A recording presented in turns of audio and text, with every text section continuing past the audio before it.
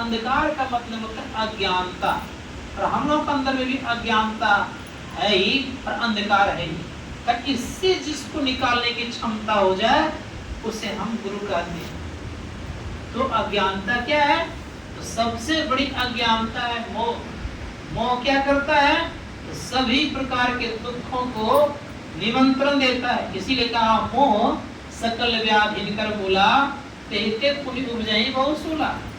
मोह के कारण नाना प्रकार के लोग गलतियां करते रहते हैं। इसीलिए संत महात्मा गणपति इससे जो निकाल दे उसे हम गुरु कहते हैं। तो मैं कहना ये चाह रहा था कि जो संत होते हैं वो संत इससे निकालने का काम करते हैं। इसीलिए संत के शरण में जाना चाहिए। जो सत्संग करते हैं तो और लाभ क्या उनको होता है? तो और थोड़ा सुनिए कि सत्संग से क्या क्या लाभ होता है। एक जगह हनुमान जी के संबंध में कोई कुछ जानते आप लोग हैं ही। हनुमान जी बेचारे बड़े प्रेम से जा रहे थे लंका सीता की खोज में। जब सीता की खोज में जा रहे थे तो लंका के मुख्य द्वार पर एक लंकेश नाम की राक्षसनी रहती।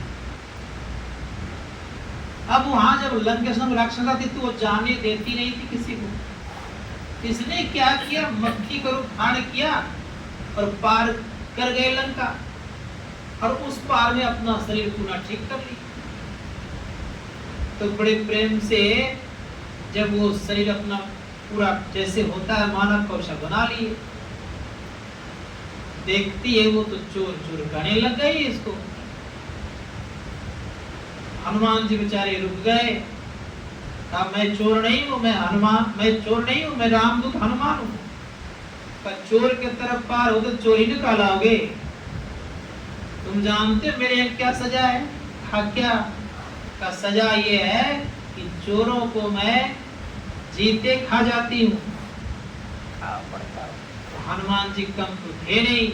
हनुमान जी कहते कि तुम्हारे यहाँ चोरों का सजा ये कि जीते खा जाती हो, जीवित अवस्था में रहने वाले व्यक्ति खा जाती हो। कहा? सबसे पहला चोर तुम्हारा राजा ही है, क्योंकि तुमने जाना नहीं कि सीता को हरण करके वो ले आए। तुम्हारा राजा जब चोर है तो तुम राजा को नहीं खा सकी और मुझे खाने चली हो। तब हनुमान जी कहते हैं कि दानवों का नियम नहीं रहता है, उनके नियम बदलते रहते हैं, और जो दानव नहीं होते हैं उनके नियम तटस्थ रहता है, एक तरह रहता है। इस बात को जब वो कह दी तो दौड़ी खाने के लिए। जैसे दौड़ी खाने की एक मुक्का कस के दी, जमीन को लुगड़ गई और खून वमन करने लग गई, उल्टी करने लग गई। बेहोश से होश में जब आ गई तो हाथ जोड़ते हुए थर थर कांपती हुई कहती है कि तात स्वर्ग अपवर्ग सुख हरिये तुला एक अंग तुलनता ये सकल मिली जो सुख लब सत्संग। का सातों स्वर्ग का सुख एक पलरे पर और पल भर सत्संग का सुख एक पलरे पर, फिर भी बराबरी नहीं हुआ करता है। कारण तात स्वर्ग अपवर्ग सुख, स्वर्ग के साथ साथ मोक्ष का सुख भी बात कही गई है। और कर पलवर सत्संग का जो फल है ये बराबर नहीं होता है। बात क्या है?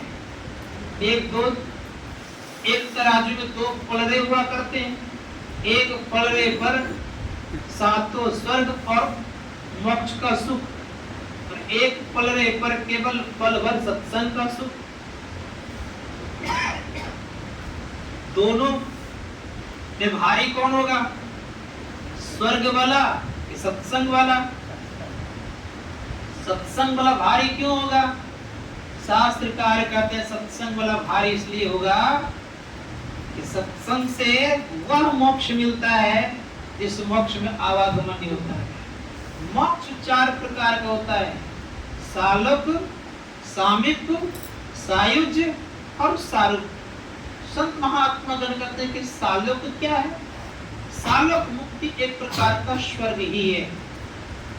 जैसे भगवान विष्णु का धाम वैकुंठ है, उसी प्रकार से उसको भी स्वर्ग ही कहा जाता है। रावण का वध किया गया तो भगवान ने कहा भेजा मालूम है? भगवान ने अपना लोग भेजा था तो सालों को भेज दी, कहीं जगह दे दिए गए। और भगवान श्री राम के पिता की मृत्यु जब हो गई, वो भी कहाँ गए? उन्हीं के धाम में गए। तो संत महात्मा गण कहते हैं इन धामों में जाने पर भी लोगों का आवागमन हुआ करता है। उदाहरण देख लीजिए आप, जय विजय को श्राप लगा तो कहाँ आया? इस धरातल पर आया।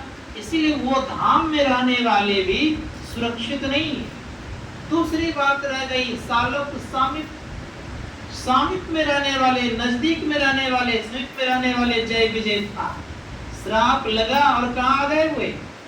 धरातल पर आ गए।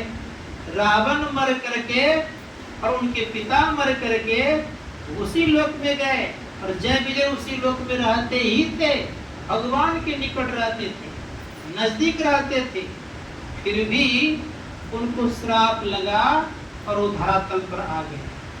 तीसरी मुक्ति है, वो कौन सी मुक्ति? तीसरी का सालोक सामिप सायुज। सायुज क्या है? आपने सुना होगा शिशुपाल का नाम और कुंभकर्ण का नाम।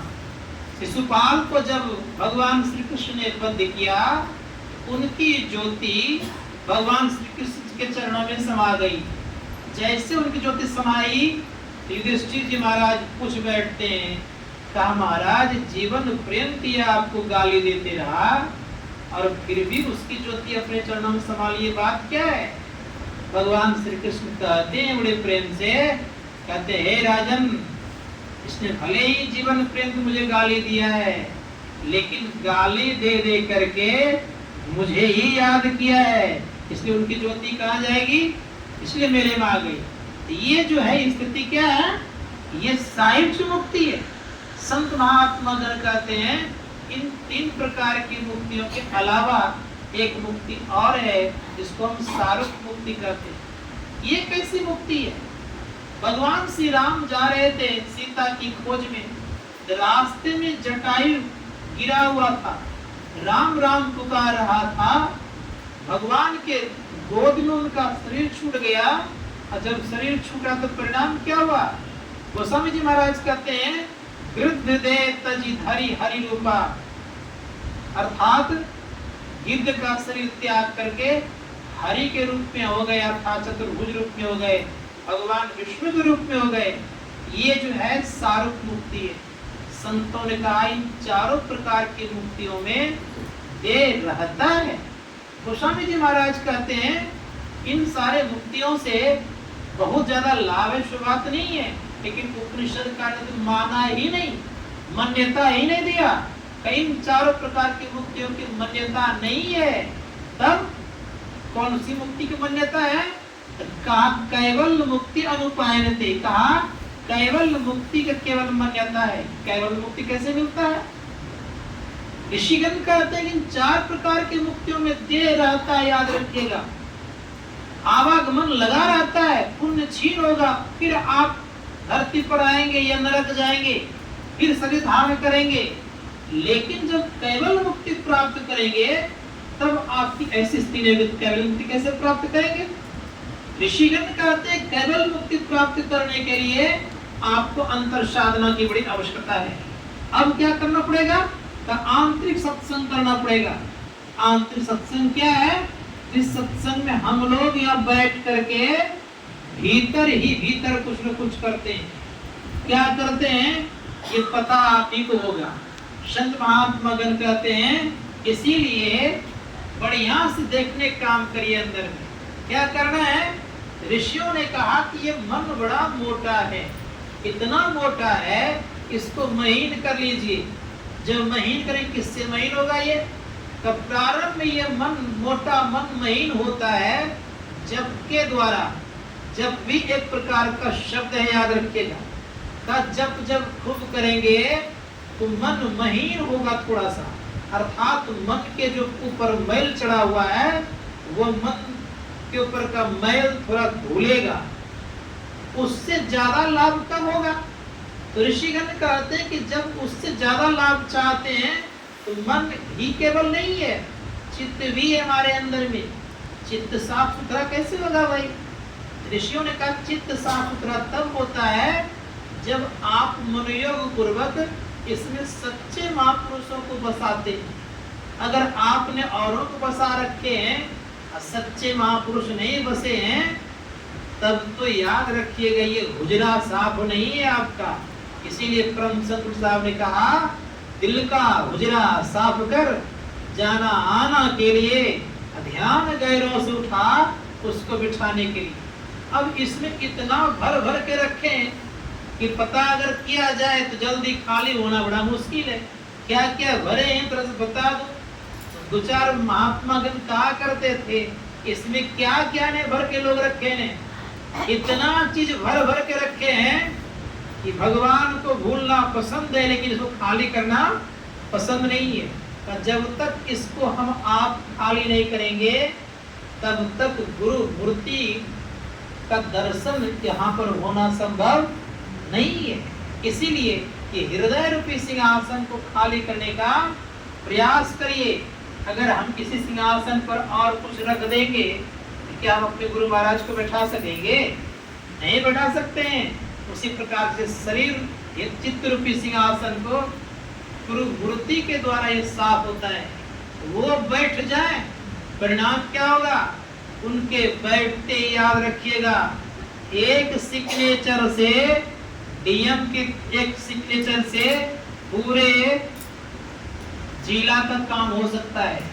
उसी प्रकार से गुरु का एक बार दर्शन हो जाने से आपका सूरत शिरोमणि घाट के तरफ चल पड़ेगी, वहां स्थिर होने लग जाएंगे।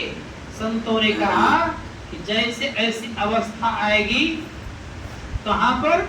तो सूरत शिरोमणि घाट। उस शिरोमणि घाट पर क्या होता है? तो बड़े प्रेम से कहा है, तुलसी साहब कहते हैं कि गुमठ मठ मृदंग बजे रे, वहां पर मृदंग बजता है। मृदंग का शब्द सुनने जानते क्या होता है? ऋषियों ने कहा जो मृदंग का शब्द सुनते हैं तो उन व्यक्तियों को शांति मिलती है।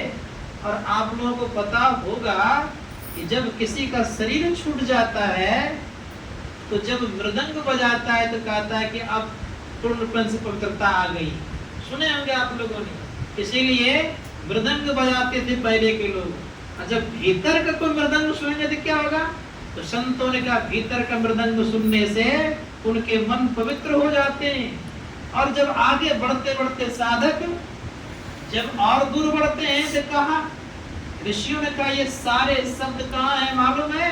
ये सारे शब्द जड़ात्मक मंडल के हैं, अर्थात जड़ मंडल में रहने वाला है। तो मैं कह रहा था कि गुमठ मठ मृदंग बजे रे, किस घाट पर? तो संत शिरोमणि का जो घाट होता है उस घाट पर। उस घाट में कैसा बाट है वो? उस घाट का बाट कैसा है? हमारे परम पूज्य गुरुदेव कहते हैं चलत पंथ सुख होत महा है, जहां अजर झरते अमृत ध्वनि की नौबत झरत, बड़ भागी सुनते सुनत लखत सुख लहत अद्भुति में ही प्रभु मिलते। उस घाट का जो बाट है बड़ा सुखदायक है। इसे संतों ने कहा उस घाट के बाट पर जो चल लेते हैं तो उसी व्यक्तियों का कल्याण हो जाता है। तो मैं विशेष ना कहते इतना कहूंगा, आगे बढ़ते बढ़ते साधक उन साधकों को उस परमपिता परमात्मा की निज आवाज की प्राप्ति होती है। निज आवाज की प्राप्ति होने पर निज प्रभु को प्राप्त करते हैं। निज प्रभु को प्राप्त करने पर आवागमन मिटता है। इसी को बोलता है कैवल्य मुक्ति। ये कैवल्य मुक्ति प्राप्त करने पर आवागमन का खत्म हो जाता है। ये आंतरिक सत्संग से होता है। इसीलिए हम लोग को